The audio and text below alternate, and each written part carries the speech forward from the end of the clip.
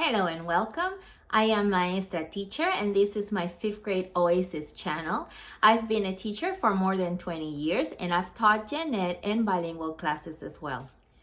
In today's quick video, I wanted to give you a classroom tour, but it's quite different than most of the classroom tours you see here on YouTube videos. My classroom tour today is actually the mid-year classroom tour. As you can see, my classroom is quite minimal. Okay, so let's start our tour with the front part of my classroom. Our school theme for the kids is Minecraft, so you're gonna see some Minecraft decor around. I'm recording this in January and we are studying about Martin Luther King Jr. Because it's his birthday and it's his holiday coming around, so we did some sort of study about his life and his work. This is the outside of my classroom. I don't use the lockers. Nobody in our school uses lockers. So we are allowed to kind of cover them and use them to display different student work throughout the school year. So I changed my theme accordingly. That's my door. In our school, because I teach in Texas and because of Uvalde, we have to have our doors locked at all times. So we will never have our door open, and if anybody wants to come in, they should have a key or a knock or so on and so forth. So you see me here opening with the key. Once you enter my room, behind the door is my schedule, because it cannot be outside because of Uvalde. Again, we are not allowed to have any schedules outside, so it's always on the inside. This is basically the first overview of my classroom. To the left side is where I put all my anchor charts depending on what I'm studying. All of these ones are in Spanish because I'm teaching in Spanish reading, but I always display like the genre that we're studying that week, the different anchor charts. And when I teach in English, it's the same. I just post them there. I also have a little area here where I post student work, and of course my word wall, which it only has a few words because I change it. I have from August to December I do some, and then January and May I put new words. This is my closet in the back, and this is my table area as well. On the bottom you see all the students. They know I love cats, so they do a lot of drawings for me about cats. I try to keep my area organized with my calendars. This is where I also bring my students when I do small groups.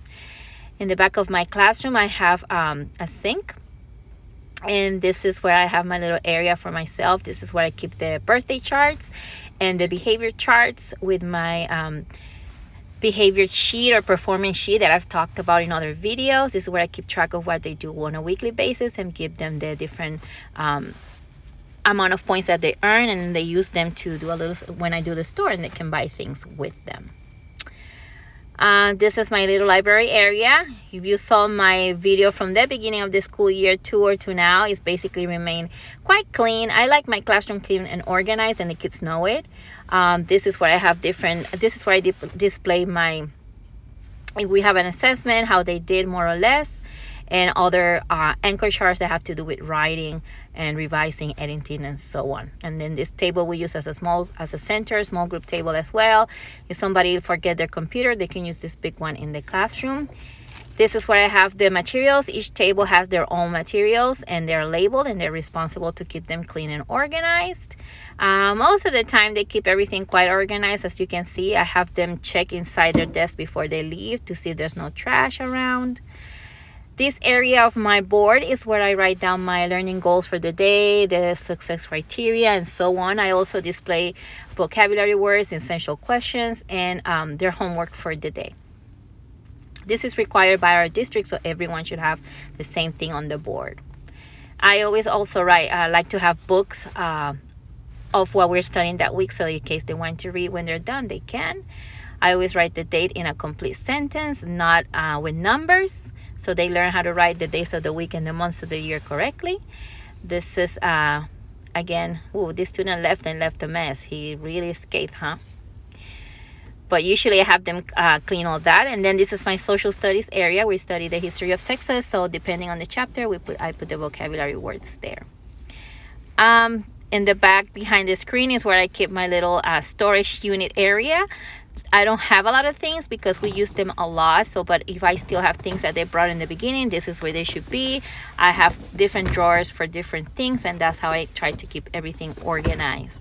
The students don't touch this. I'm the one who is in control of the materials, and then we distribute them as needed.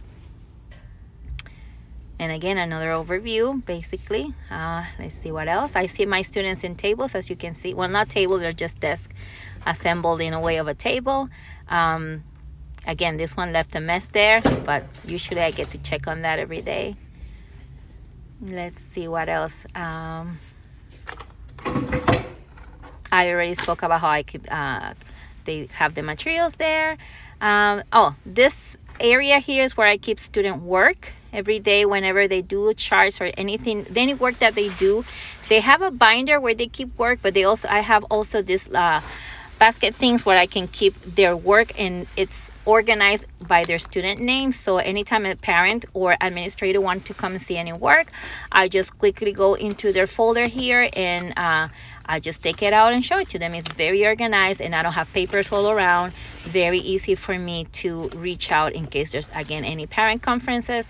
You have it all there. This is provided by our school, so I didn't have to pay for any of this. They bought all these materials that you see here, and they give it to us, and we're able to organize student work that way. I have several clocks in the classroom because time is very important to me. I keep track of everything, and I have students always look at the clock to check their time and their pace, especially because at the end of the school year when they take the state test, it's a time test. So they have to get used to work in a timely basis. These are my dictionaries, again, in the back of my classroom. Let's see what else. This is also storage. This is where I keep all the things that they brought in the beginning of the year. Kleenex boxes, any kind of materials such as that, I keep in here. And we use them throughout the school year. Let's see what's inside my cabinet. To the left side is a mess of anchor charts, but that's what I try to keep them. I check on them once a year and throw away the ones that I don't need anymore, or I redo them when they get too old. I keep here other materials that they have brought throughout the school year, or they brought in the beginning, and I just save it there for them for whenever they need it. This little area here, I use this for my small group or center. This is when it's a little board that if they're sitting with me right close to me, I can write down anything I need, and we practice with it. And these are these little readings I use for guided reading. Well, there you have it. That is my classroom mid-year. How is your classroom looking now mid-year? Please comment down below and like my video, and please subscribe to my channel. I love having you here, and I'll see you in the next one. See you soon.